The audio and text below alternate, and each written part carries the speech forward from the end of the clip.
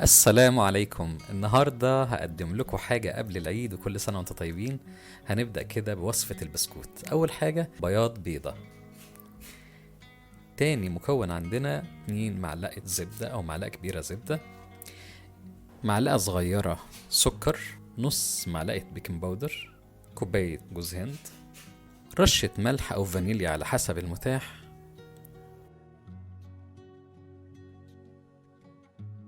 كريمة طهي أو ممكن قشطة أو أي منتج كريمي يعني. هنحضر البولة اللي زي كده ونبدأ نخلط المكونات. أول حاجة نحط بياض البيضة، نضيف عليها السكر زي ما قلنا معلقة صغيرة،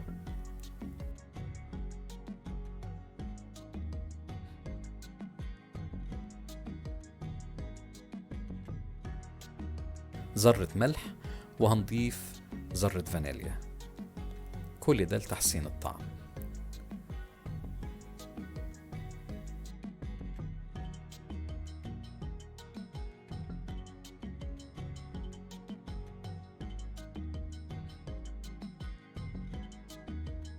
كل المكونات دي مناسبة جدا لأي حد بيعمل دايت للكيتو أو لو كارب أو مريض سكر أو حد مش عايز يزيد في الوزن.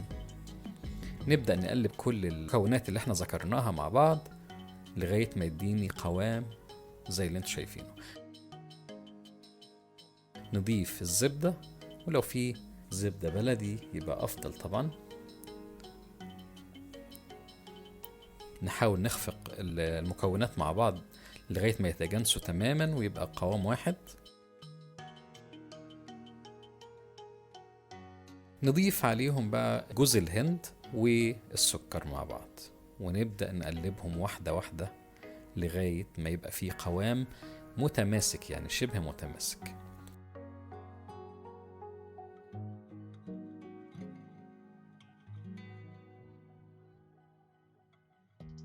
طبعا عشان ازود التماسك هضيف عليه شوية دقيق سمسم. دقيق السمسم هنجيب السمسم البلدي عادي ونحمصه ونطحنه ويطلع منه الدقيق اللي انتوا شايفينه ده. نخلطه برضو بيه ونوصل لان يبقى قوام ينفع يتكور ويتعمل منه الاشكال اللي هنستخدمها بعد كده في عمل البسكوت.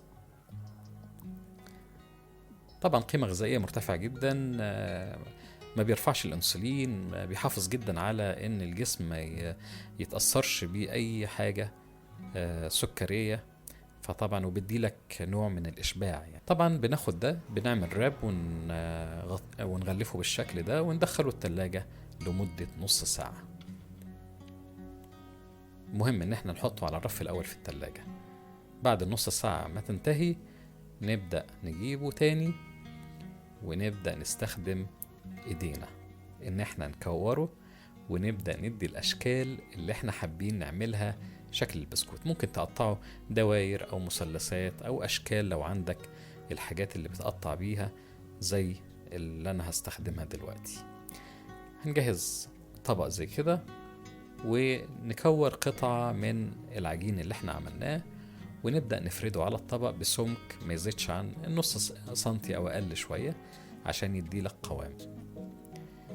نبدأ نفرده ونجيب القطعة اللي احنا هنستخدمها، او لو عايز تقطع انت على طول اوكي مفيش مشكلة.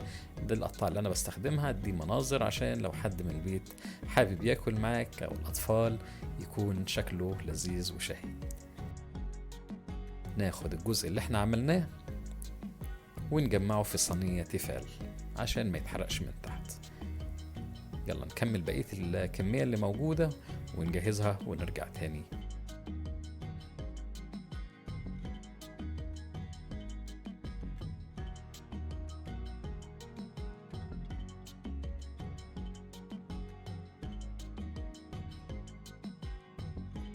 بعد ما نخلص الكمية خالص نبدأ نرصها في الصينية التيفال بالشكل اللي انتوا هتشوفوه، بس بعد ما نكون غسلنا ايدينا. طبعا بعد كده نحطها في فرن، الفرن يكون متسخن من الأول على درجة حرارة 180 ونسيبها حوالي من ربع ساعة إلى تلت ساعة، بس لازم المتابعة. خلاص الوقت عدى، يلا نجيبها ونشوف. ايه، وصلنا للنهاية. ده شكل البسكوت، ريحته جميلة وشهي، والله. يلا ندوقه كده ونشوف طعمه عامل ازاي.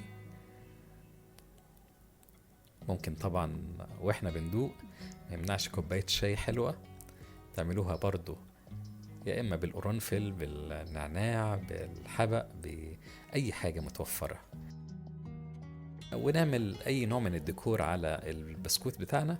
ممكن نضيف شوية مكسرات، نحط شوية جوز هند، اي حاجة تحسن الشكل عشان ناكل واحنا مستمتعين. يلا استمتعوا، اشربوا مع كوباية شاي ودوقوه وقولوا لي ايه رأيكم في طعمه. صحة وعافية.